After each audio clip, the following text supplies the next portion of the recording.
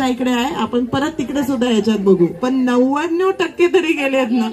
हा, म्हणजे होऊ शकतं, असं नाही की काय काय म्हणजे एवढ्या वर्षांपासून होता जे कोणीच त्याचं काय करत नव्हतं. अरे समोर जर प्रॉब्लेम दिसला तर आपण काहीतरी करायला पाहिजे, आणि जर मागे लागून केलं तर कुठलंही काम होतं. हो, असं काय, असं नाही की हे होत आहे, हे अशक्य आहे. अशक्य अशी कुठलीच गोष्ट नाही. त्या पद्धतीने सुद्धा आता घंटा गाडीचं सुद्धा खूप मोठा प्रश्न. आता एवढं किती हार्ड आहे आपल्या नगरपालिकेला, जर रोज एका टाइमला तुम्ही पाठवा ना, कमी पडलं तर अजून एक घंटा गाडी विकत घ्या, पण करायला पाहिजे, कारण स्वच्छता हे खूप महत्वाचं आहे. घंटा गाडीला सुद्धा एक वेळ पाहिजे, कधीही पाठवतात.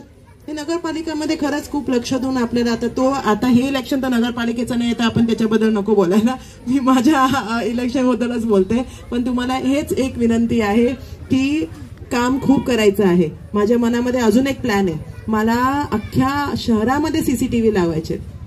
खरंच मला एक अशी माझ्या मनामध्ये आहे की ते करायलाच पाहिजे, आणि मी करून दाखवीन, कारण आपण करायला आहे, आपण केलेली आहेत कामं, ते सुद्धा माझ्या मनामध्ये आहे. कारण एवढे महिलांसाठी सुद्धा जे काय काय सुरक्षेचा प्रश्न असेल, मुलांच्या सुरक्षेचा प्रश्न असेल, त्या पद्धतीने आपल्या शहरामध्ये नक्की सीसीटीव्ही सही लावून पुढच्या याच्यामध्ये मी करीन, आणि सगळं कनेक्शन पोलीस स्टेशनमध्ये लावीन. ते आपण करायलाच पाहिजे. दुसरं, मला सिटी बस सुरू करायची. मला ऐकणं खूप लोक सांगतात की मी यायच्या आधी, म्हणजे आय थिंक 14च्या आधी सुद्धा सिटी बस आपल्या होती शहरामध्ये, ती फिरायची, पण ती काय कारणाने बंद झाली मला माहित नाही काय करणार, पण ह्याच्याबद्दल मी नक्कीच लक्ष देईन. आणि सिटी बस आपले जे मेन ठिकाणे, हॉस्पिटल्स असतील, आपले मंदिरं असतील, मेन बसस्थानक असतील, हे सगळं जोडण्यासाठी एक सिटी बस असायला पाहिजे. तर त्याचा सुद्धा मी नियोजन पुढच्या 5 वर्षामध्ये करीन, मी तुम्हाला सांगते. मग त्याच्या पलीकडे खूप साऱ्या गोष्टी आहेत. आता आपले लाडकी बहीण योजना, त्याच्याबद्दल तर बोललीच नाही. लाडकी बहीण योजनेबद्दल मला खरंच एक वेगळं प्रेम आहे. जेव्हा ही योजना अस्तित्वात, म्हणजे 2-3 महिन्यामध्ये आपल्या जेव्हा महायुतीच्या सरकारने या योजनेचं अनाउन्समेंट केलं, तेव्हा माझ्या मनामध्ये एक आलं की माझ्या मतदारसंघातल्या, माझ्या अंबाजोगाई शहरातल्या सगळ्यात जास्ती, म्हणजे सगळ्या एक महिन्यापर्यंत ते पोचलं पाहिजे. म्हणून मी त्याच्यासाठी प्रयत्न केले. मी वैयक्तिक टीम लावली. तुम्ही बघितलं असेल आपल्या इकडे कुठे होतं आपलं जे वयोश्री आणि लाडकी बहीणचे जे आपण कॅम्प लावले, छावणीच्या शाळेपाशी आपला कॅम्प सुद्धा आपण लावलेला. तर अंबाजोगाईतल्या सगळ्या ब्लॉक्स वरती मी ते कॅम्प लावले, आणि मी त्याचं सांगते त्यांचं खरंच काय किती चांगलं झालं. एका कार्यक्रमामध्ये मला कलेक्टर साहेब भेटले, आपले जे नवीन बीडचे कलेक्टर आहेत, आणि त्यांनी मला सांगितलं की नमिता, लाडकी बहीणच्या अख्ख्या बीड जिल्ह्यामध्ये सगळ्यात जास्ती नोंदण्या केज विधानसभा मतदारसंघामध्ये झाल्या. मला किती आनंद झाला. म्हणजे काय, म्हणजे माझ्या मतदारसंघातल्या महिलांना भेटलं ना सगळ्यात जास्ती, म्हणजे आपण यशस्वी ठरलो. हे मला पाहिजे होतं, कारण आपल्यापर्यंत जे मी समजते की आमदार म्हणून माझं काय काम आहे, माझं काम आहे तुमचं दुखणं आहे ते कळून समजून शासनापर्यंत नेणं, तिकडे वारंवार पाठपुरावा करणं आणि तुम्हाला ते मिळवून देणं.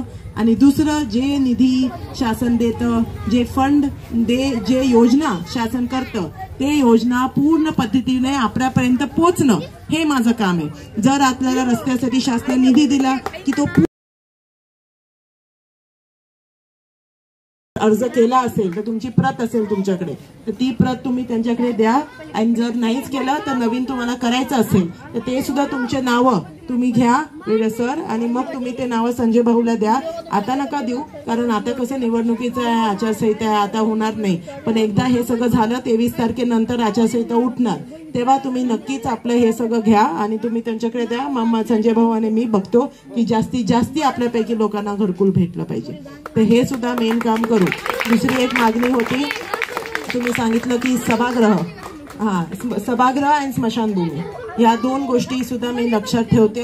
तुम्ही मला एक फक्त निवेदन टाईप, अर्ज टाईप लिहून द्या, मी माझ्या फोल्डरमध्ये ठेवते. जेव्हा शासन स्थापन होईल, पहिला निधी येईल, त्याच्यामध्ये मी नक्की समावेश करीन, हा सुद्धा शब्द तुम्हाला देते. आणि जास्ती न बोलता आपल्याला मेन मुद्दा बोलायचाच राहिला. कळकळी आणि आग्रहाची विनंती, 20 तारखेला मतदान आहे. आता फक्त 8 दिवस बाकी आहे, आणि आपण परत एकदा, माझं नाव नमिता अक्षय मुंडडा, माझं चिन्ह कमळ, आणि माझा नंबर बॅलेटवरती आहे नंबर 2. तर नंबर 2 या समोरचं बटन दाबून आपला प्रेमाचा हा मला तुम्ही द्यावा मी विनंती. आणि आपली माय मी तुम्हाला माफी मागते, कारण काय असं ना काय काय गोष्टी म्हणजे मी कितीही प्रयत्न केला, मी सुद्धा समजते की 100% कामं होऊ शकत नाही, काय काय गोष्टी राहतातच.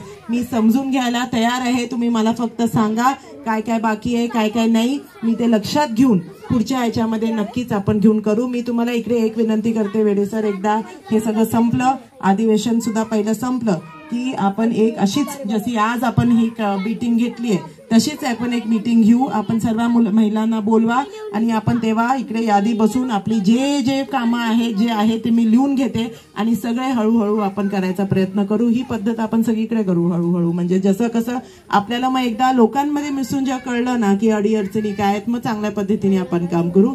तर परत एकदा तुम्हाला आवाहन करते की 20 तारखेला मतदान करा, मला परत एकदा निवडून आणा, मला आपला पाठिंबा द्या, आपली मदत द्या. म्हणजे तुमच्या सर्वांच्या प्रेमाआधारी तुमच्या सर्वांच्या प्रेमापोटी पुढचे 5 वर्ष सुद्धा असंच मी मतदारसंघात काम करत जाईल प्रामाणिकपणे आणि आपले जे अडचणी आहेत ते नक्की सोडवायचा प्रयत्न करीन.